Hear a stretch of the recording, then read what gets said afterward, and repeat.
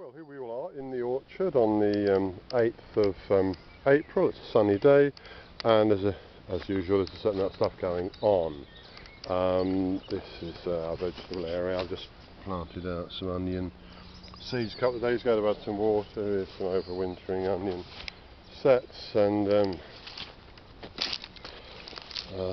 there's some garlic that's growing nice and strong that was put in the autumn. There's some leeks. We'll have to finish these up soon because as you can see from that bulb there, these are beginning to go to seed, so these will have to be lifted, and we can eat them potatoes there, and the pears. So we've just given the pears a spray of combined insecticide and fungicide, observing all relevant rules and regulations, and as I've said before, I'm not going to go into details because I'm not qualified to do so, and because it's such a controversial area.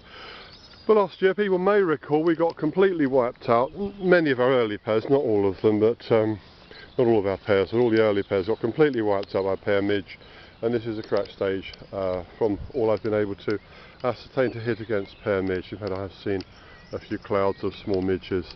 And last year, the nastiest job I had all year, either at the orchard or anywhere else, was half a day I spent picking off individual infested, maggot-riddled, dead pears which didn't fall off by themselves. I had to pick them off, and I soaked them in petrol and burned it.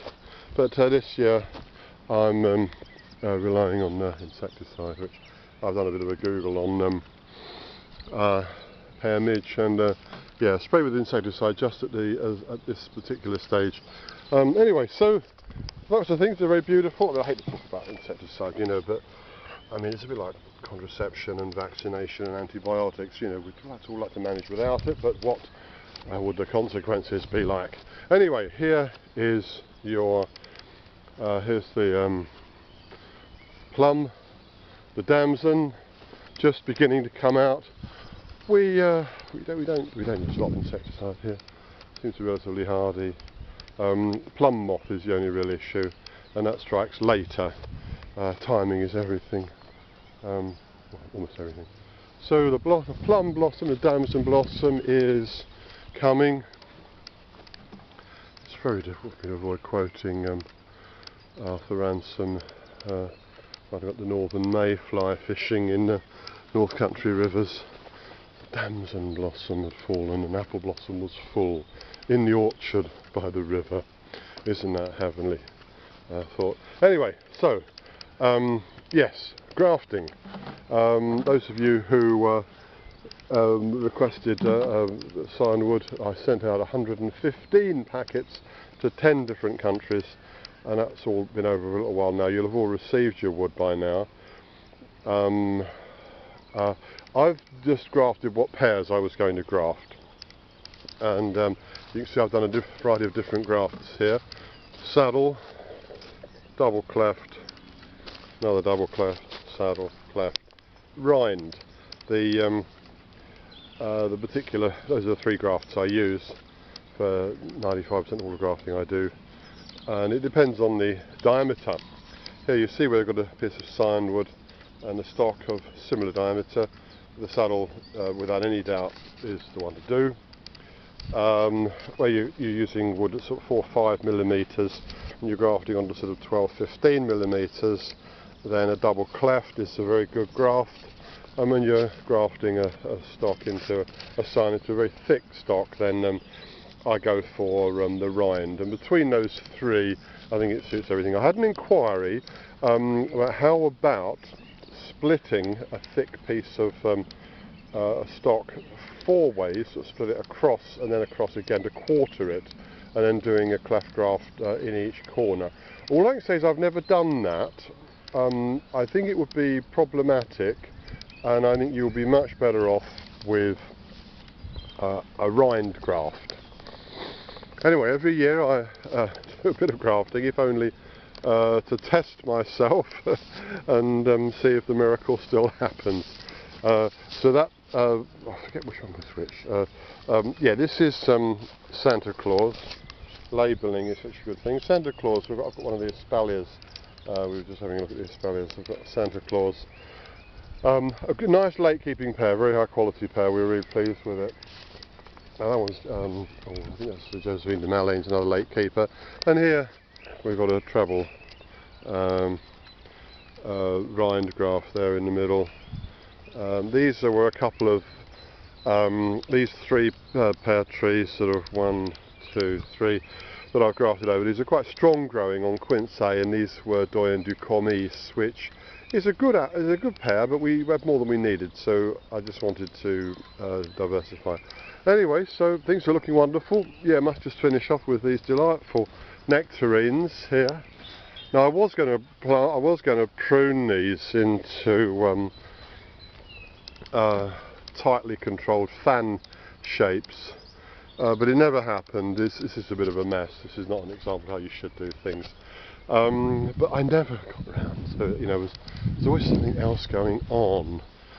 You know, because I put such a lot of effort into sending out sandwood this year, it took me 5 whole days all told.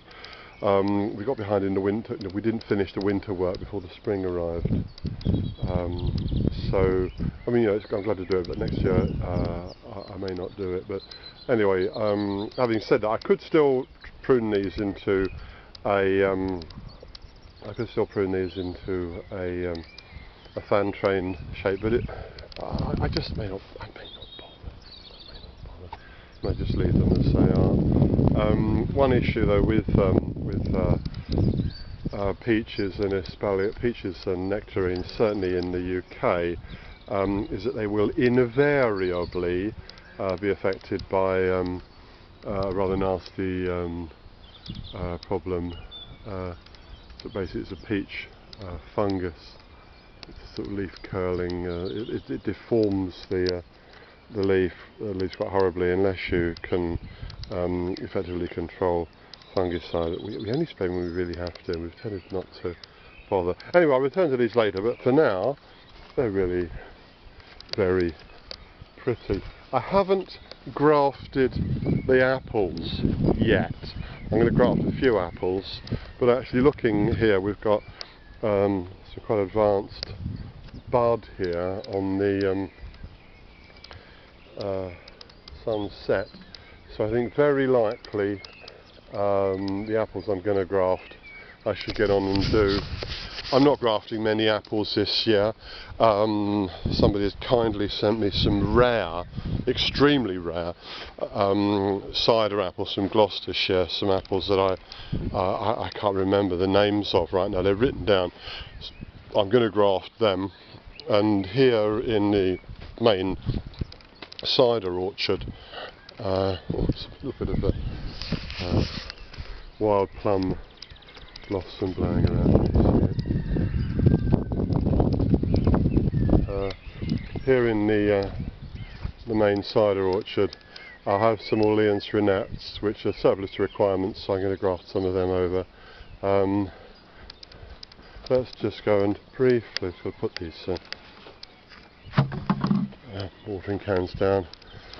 Briefly go and have a look at some of the grafting I've done in previous years. This was done about 4 or 5 years ago. So rind grafts here. This was an unwanted miller's seedling, and I've grafted this. So these are rind grafts, about 5 or 6 years old. Rind grafts of May Queen. You see they've taken very nicely. The rind graft is a good graft, and it's really the only graft I use when you've got a small scion to stick onto a big thick piece of tree.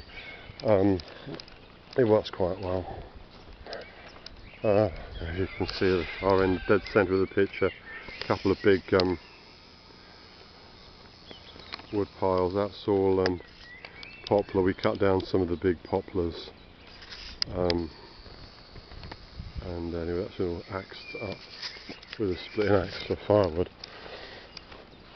Yeah, across this row, I mean, the planning of this orchard, it looks called fill barrel. The far end it's coming to was always cider apples. The smaller end behind me was rare dessert, different sorts. And down the middle we've got a few intermediate sorts. I mean, these are Orleans Renette, and these Zero Kids Orange Red. bit of pomace, spent cider pulp from last year. Kids Orange Red are a really good apple, you've heard me say many times, and I've also said Orleans Rennet is a very good apple too. But we're changing the way we manage the orchard, and we've got a market for as much cider fruit as we can produce, and it's very little work for us, whereas we don't always sell all the dessert fruit, and that is a lot of work for us. So we're moving over to cider more. This was a row of Bramley. See, really big, thick. Really big, thick ones. These are grafted over. There's a saddle there, grafted over to Yarlington Mill, a famous cider apple variety. That's grafted, I think, 2 years ago. So it's grown 6-7 feet. So some Yarlington Mill, and I've also grafted some over to Morgan Sweet. Again, I did that last year. It's done April last year. I've pruned this back. It's grown strongly. This is Morgan Sweet, and so's that one there. So probably this adjacent, this row here of Orleans Rennet. It's not a great apple, because it is, but while I'm moving more to cider production, I may graft a few more cider apples here. Probably a mixture of some of the rare ones I've been given from Gloucestershire, and maybe some more Morgan Sweet. I haven't quite made my mind up yet. If you know, I can't make my mind up, I'll just leave it, wait for another year. Or else what I might do is saw these back quite hard, so that to stimulate them to send up some new strong shoots from the base, which is what's happened over here. I did this with Bramley, did this over 2 years. I sawed this back hard, it sent up strong new shoots, and then I grafted onto them. Again, that was a year ago. That little bit of wood there, Morgan Sweet, and it sent this kind of growth up. Okay, well, here we are. The poplars are coming out with their red catkins against the blue sky. It's all really very beautiful. The birds are singing. Les oiseaux chantent. Le soleil brille. Le ciel est bleu. Il fait beau. Merci Seigneur.